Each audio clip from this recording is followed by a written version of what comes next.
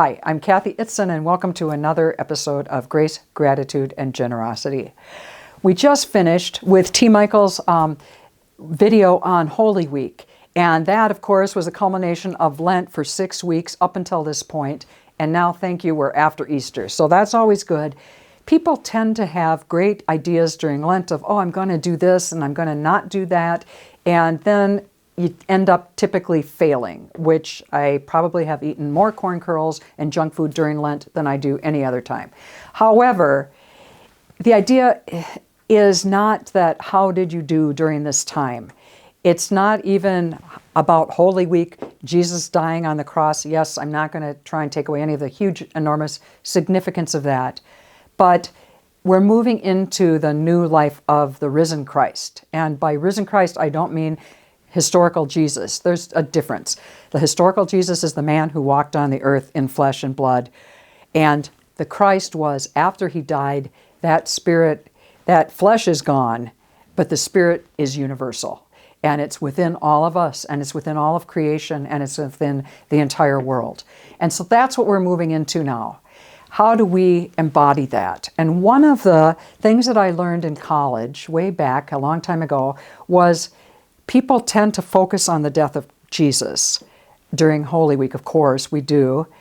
But it's so much bigger than his death. His life was 33 years. His death was 3 hours. The things leading up to his death was a week. That's not the focus of our faith. Our focus of our faith is what he taught us by who he was and who he continues to be and what he said. And a challenge that one of the teachers gave us was read the book of Luke. The book of Matthew was written for Jews. And so Matthew is always referring to Old Testament customs and scriptures that we may or may not recognize. And for the most of the parts of it, we don't, because we don't read Zephaniah very often. But the important thing is not only that he died, but that he lived. And we don't want to only focus on that 1 week as more important than the previous 33 years, give or take. And so read the book of Luke. Luke was written for non-Jews. And so it's in language and references that we get, and it makes more sense. And you can read the entire book of Luke in an hour and a half, if that. I mean, it's like 21 chapters, and chapters, as you know, are like a half a page.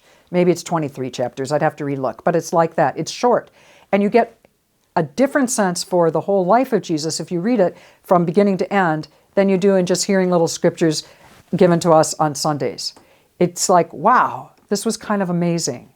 And so take in that lesson. Take in the lesson of who he was and how he continues to be. And that's the lesson of Easter, is who he continues to be now for all of us, within us. And of course, Holy Week is very important, but Easter is more important. So we are Easter people.